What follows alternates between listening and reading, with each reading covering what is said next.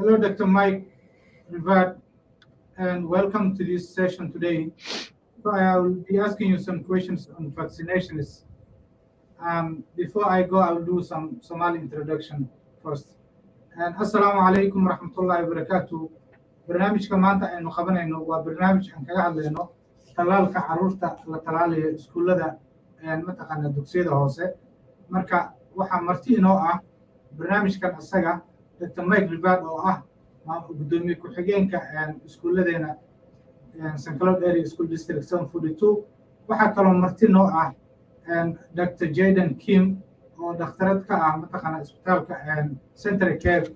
waxaa kaloo marti noo ah Hani Jacobson oo ayadana ah gabar kalkaaliso oo bulshada Soomaaliyeed u shaqeyso.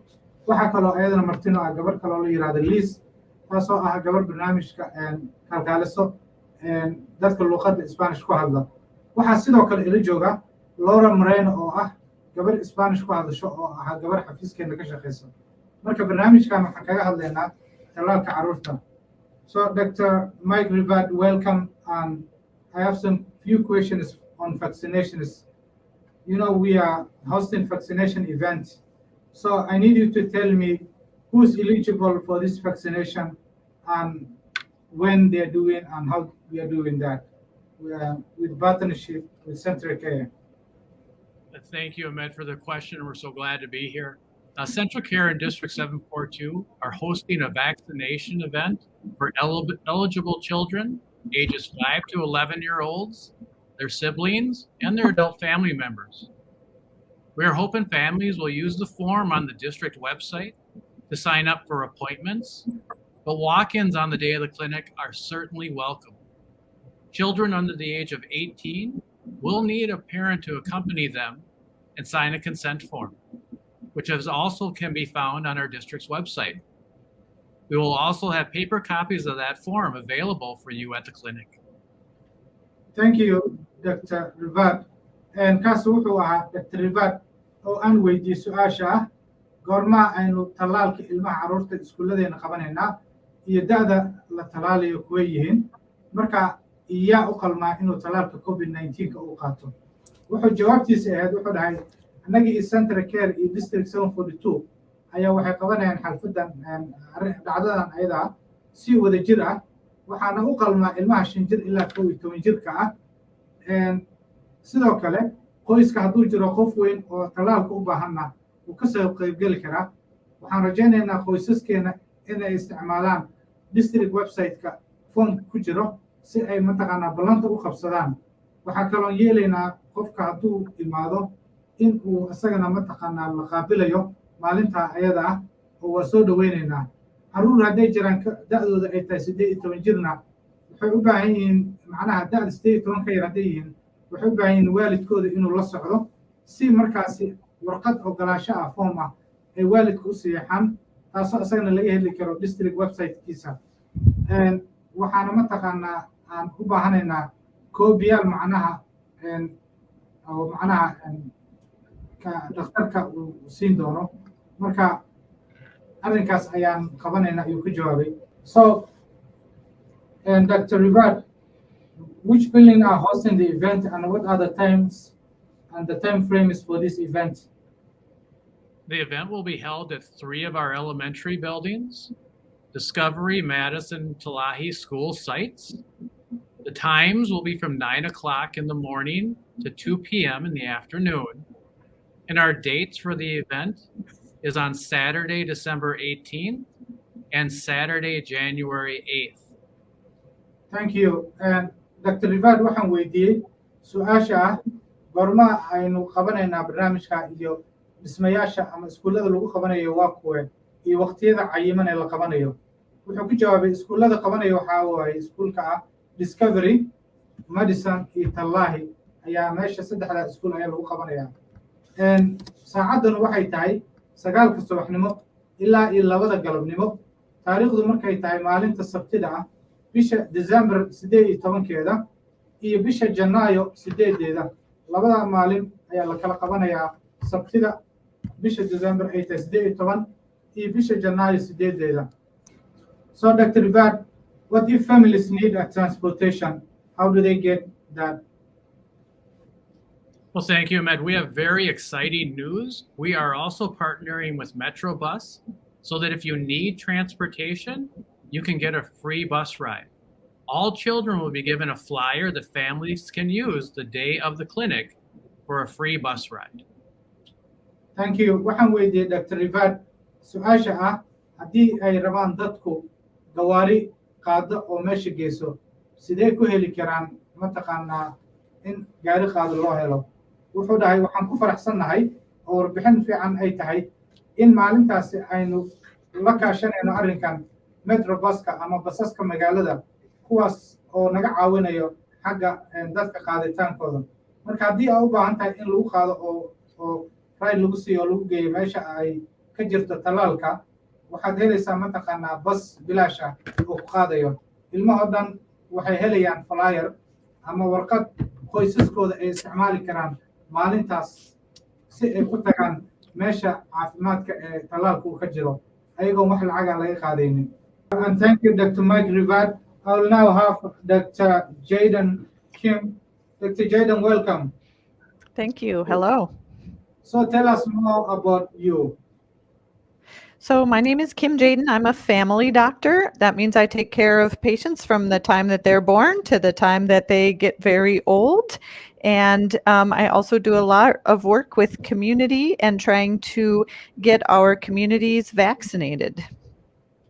And Dr. Jaden ayaan soo dhaweeyey oo ah mataqaanaa dhakhtarad ka shaqeysa central care marka waxaan weydiiyey waxa ay mataqaanaa ciwaankeedu yahay waxay noo sheegtay inay tahay dhakhtar qoys oo carruurta yaryar xanaaneeyo oo horteedu ay tahay in ilmaha markay dhashaan ilaa ay markay weynaadaan ay mataqaanaa u qaabilsan tahay sidoo kale bulshadana ay caafimaad ka caawiso.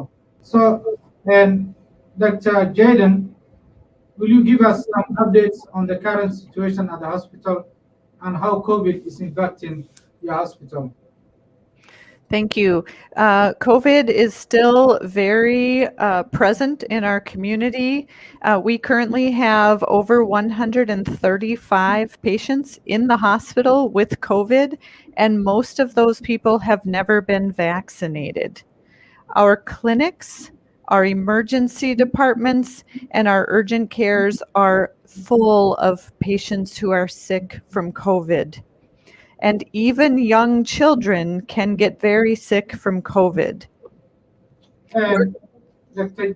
Kim, Dr. Jaden waxaan weydiiyey sida xaaladda isbitaalka uu yahay iyo xanuunkan COVID-19-ka sida uu waxyeelo u mataqaanaa xaalkiisu u yahay waxay noo sheegtay in dhakhtarku isbitaalku uu aad u buuxo oo ay mataqaanaa la tacaalayaan xanuunka zaa'idka ah ee sii caabuqan sii kordhayo kaasoo cidna aan u aabiyeelin waxay sheegtay in hadda bukaan 130 bukaan ah inay hadda ku xanaaneynayaan mataqaanaa isbitaalka intoodaba waxay dhahday waa dadka aan talaalka qaadan oo xanuunka COVID-19-ka uu ku dhacay sidoo kale waxay sheegtay in carruurtana aysan ka badbaadayn uu yahay xanuun carruurta ayadana saameynayo oo markaas u baahan in hadda laga sii tashado oo sidii looga badbaadi lahaa falkeedii la galo.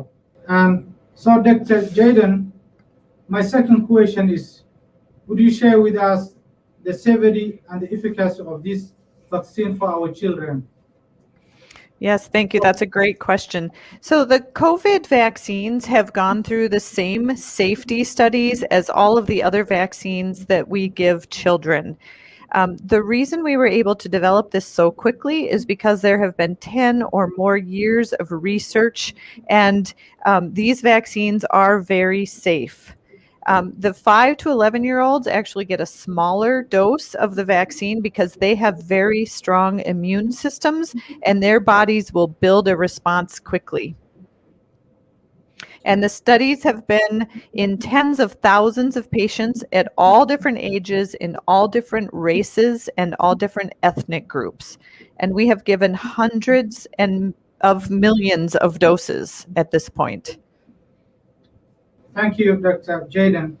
Su-aasha waxaan weydiiyey Dr. Jaden su-aashu talaalkan asaga sidee mataqaanaa uu safe u yahay ama lagu aamini karaa iyo waxtarkiisa oo mataqaanaa carruurtu uu leeyahay maxay tahay waxay ku jawaabtay dhakhtarka talaalkan asaga Dr. Jaden waxay dhahday waa wuxuu maray baaritaano badan iyo waxbarasho badan lagu sameeyey taasoo mataqaanaa tijaabooyin badanna soo maray baaritaankaas la sameeyena waxaa mataqaanaa uu noqday baaritaan muddo dheer qaatay oo mataqaanaa howl badan lagu bixiyo oo dowladda ay ka qayb qaadatay kaas isaga ah waxaan ogaanay inuu waxtar u leeyahay ilmaha da'dooda ay tahay 5 jir ilaa 11 jir ah kuwaasoo la siin doono in cayiman maadaama ay yar yihiin oo difaaca jirkoodu uu aad iskaga difaacayo xanuunkani waxay u baahan yihiin in yaroo kaalmaata in laga siiyo xanuunkan tallaalkan isaga ah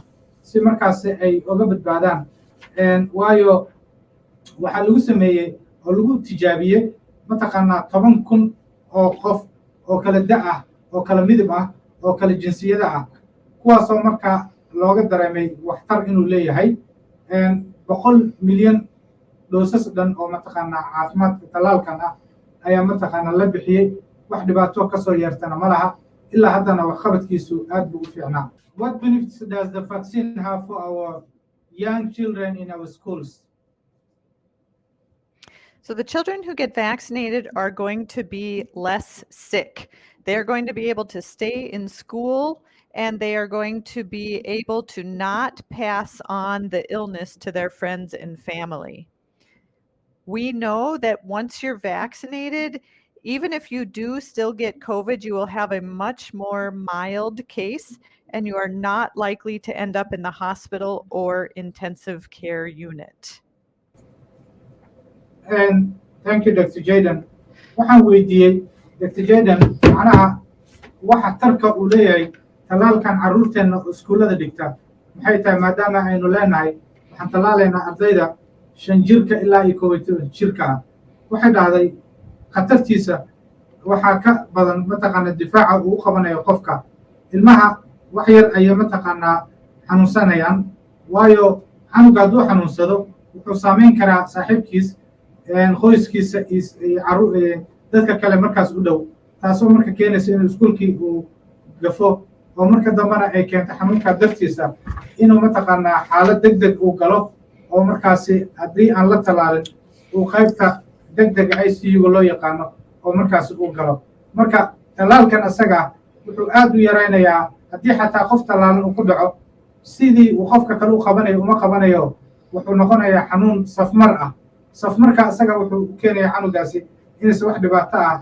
aysan soo gaarin tanna waxay difaacaysaa in caabuqan isaga ah faafitaankiisa laga hortago uusan noqon faafitaan aan waxba laga qaban karin kaasoo markaa mataqaanaa noo musaamaxayo in dagaalka lagala horjeedo xanuunkan isaga ah laga guulaysto ayuu noo musaamaxayaa. So my last question to Dr. Jaden,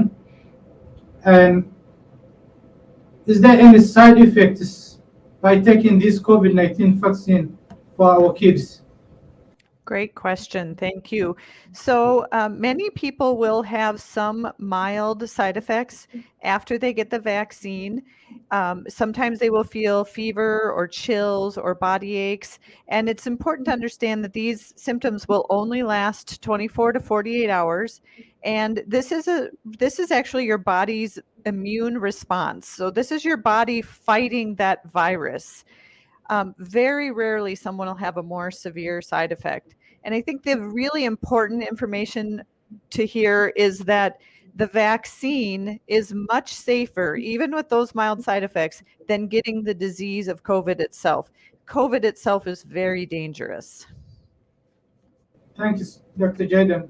waxaan weydiiyey Dr. Jaden xanuunkan muxuu saameyn uu ku leeyahay haddii qofka tallaalka qaato muxuu tallaalkan saameyn ku leeyahay caruurta marka waxay dhahday saameyntiisu aad bay u yar tahay waxaa laga yaabaa qofka inuu caajis dareemo uu daal dareemo qandho yarna ay qabato xanuunkaa yarna wuxuu soconayaa muddo 24 saac ilaa iyo 48 saacadood marka waa maalin ama 2 maalin gudahood ayuu kaga dhamaanayaa waa xanuun aan zaa'id macnaha ahayn waxaase ka sii daran qofka aan tallaalka qaadan inuu xanuunkan covid ku dhaco ayaa mar walba khatar zaa'id ah marka canugaasi qandhada yar iyo waxa uu xasmayo waxaa ka daran cudurka oo ku dhaca isagoon tallaaleen ayaa mar walba waxay tahay arrin aad in looga taxadaro u baahan waayo cudurkani saa ogtihiinba waa iska xanuun aan waxba laga qaban karin marka talaalka in lagula tacaalo ayaa muhiimadda ah. So Dr. Jaden, is there anything else you need to add